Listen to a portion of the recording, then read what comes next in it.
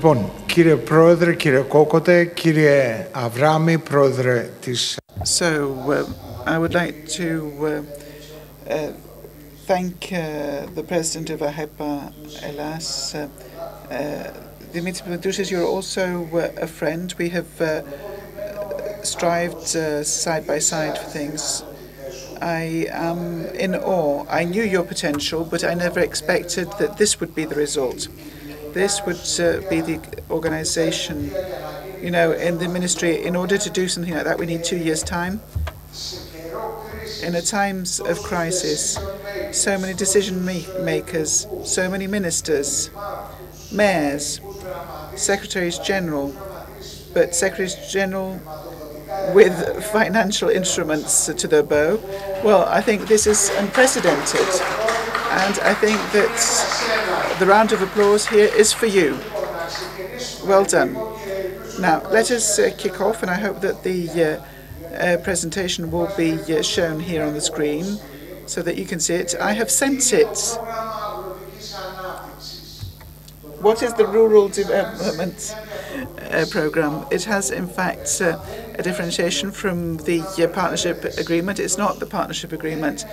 It might be, in fact, be something that we're confused with. It is, in fact, from the Fund for Rural Development. It has its own funds, and it has 2 managing authorities under the Ministry of Rural Development. So it goes without saying that the financing is, in fact, from the Ministry of Economy, in order not to tout my own horn, and it's through the Programme for Public Investments. Nevertheless, it is, in fact, a different programme. Now, what about the growth prospects that we have in our ministry for rural development? First and foremost, we want to actually utilize the competitive edges of the primary sector. Before, we had Mr. Theocharis, who was the former Minister of Tourism. We had started a lot of programs with Mr. Theocharis for agritourism, wine tourism, and this was in a period of crisis. These were difficult issues, and fishing tourism, because under rural development we also have fisheries, the General Directorate of Fisheries. This is a program which is fisheries and maritime. In the next programming period, it will be also including the issue of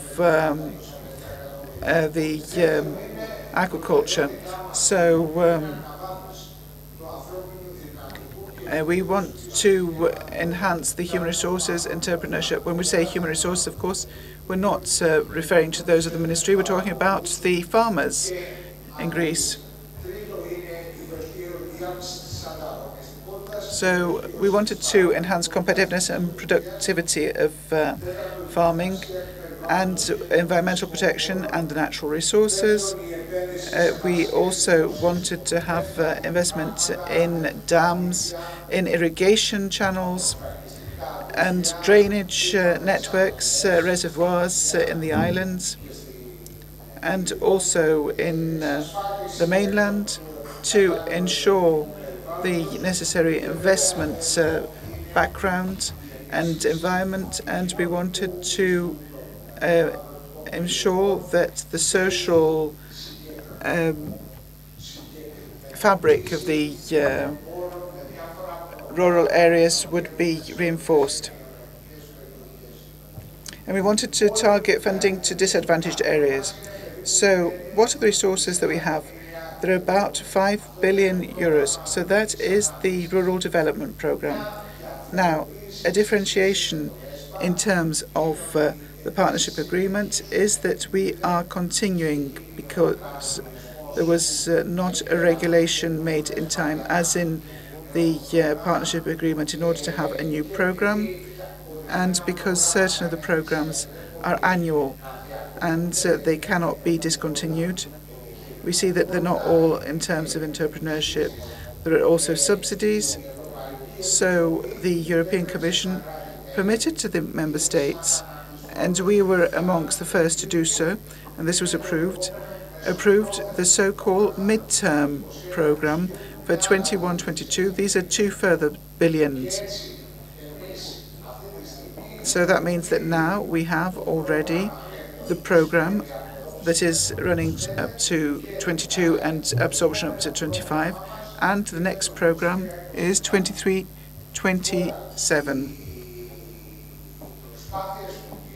The efforts made are huge, and we are trying to actually see how we can better utilize all of these. And let me talk about the programs now. I mean, farmers would know these, but permit me and bear with me, because certain of our programs are unrelated to farmers, but they pertain to investors, as is agrotourism. We have added value to structure, and the program related to the environment, support of income and employment in rural areas. We want to ensure with these tenders that we are launching, we want to secure a better future for 21-27. So the preconditions set by the EU is that all of these have to actually bring about a green and sustainable farming. So this actually is different compared to the previous agricultural programs. I would like to look now to our American and Greek American friends who are here, and also investors. In the past, when the EU Commission was created, or the EU Union was created as the European Community of Carbon and Steel, we see that a large percentage of the resources would go to farming. So it went from the 7 and then 8 and then the 10 and then 27 members. Now this is a lower percentage. It's 30%, because obviously there's no problems in terms of food safety. Or to be actually truthful, this has actually come back to the fore. It exists in the world, and Europe is still actually financing certain measures which in the past we might have said were not something that we were concerned of. So, young farmers, we have 11 million people. So we have 420 million strong in this program. What we want is to have younger people to replace the older people who are pensioning off, are being pensioned off. So we want younger, better educated farmers who are who are better versed in new technologies. So these are young people up to 40 years of age. So this program, the 400 million, in order to give you the political dimension, in the previous government corresponded to 2 tenders launched, 2017, 2019. We did it in one.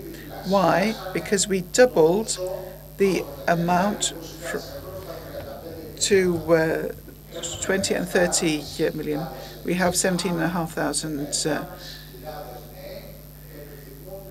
such applications. So we see that 11,000 people seem to be interested in joining farming. So what about the improvement plans? So what are these? Greece has, in fact, a major issue with respect to the farming lot. It's small. If we actually forget the 3 major plains of Greece, that means the Thessalic valley, the valley of Thessaloniki, and that of Evros and Ceres. The plots of land are very small indeed. It's about 45 stremas, which for the states, which certain people would be measuring in hectares, it would be more than 100 hectares. So you understand that there we want to have synergies in order to have new products, new tractors, new technology tractors with smart farming, with the irrigation and the related systems. So we're on number 6, if you can actually do it. Oh, I have to do it, okay.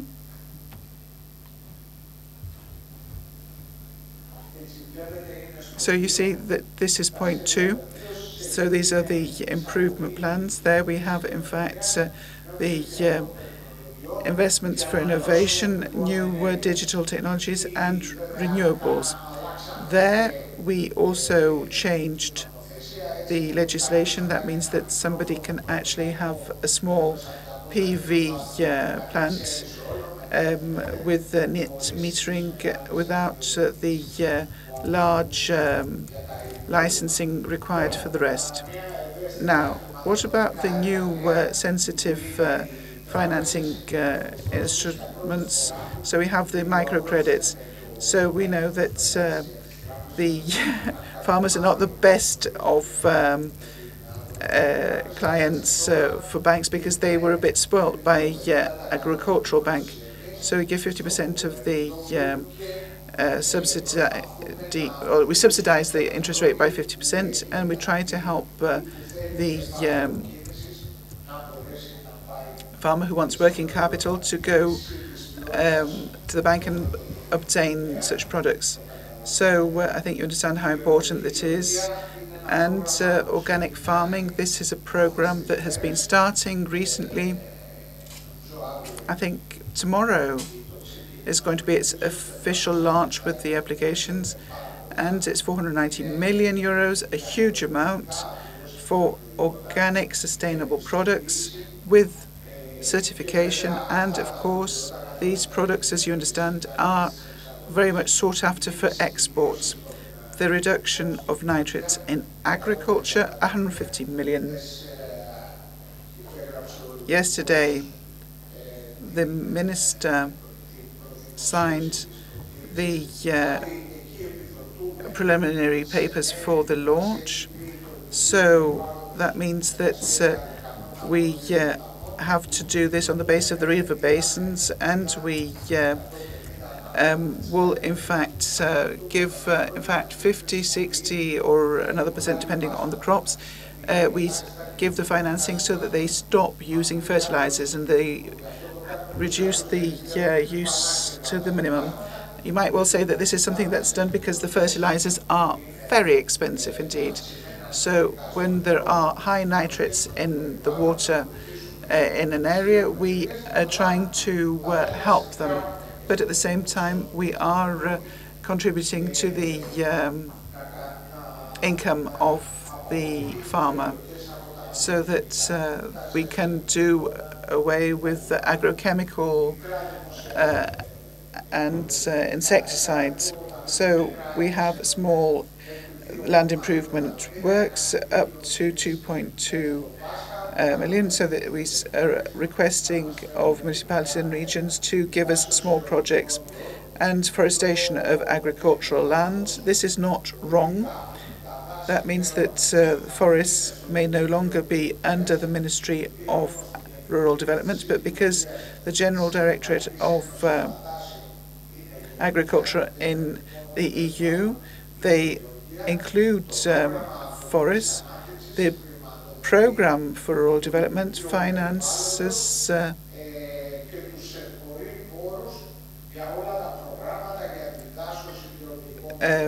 so rather it's the Ministry of Environment that finances this, and there are in fact funds given there for the forestation of land that might be affected by forest fires or otherwise. Small technical hitch.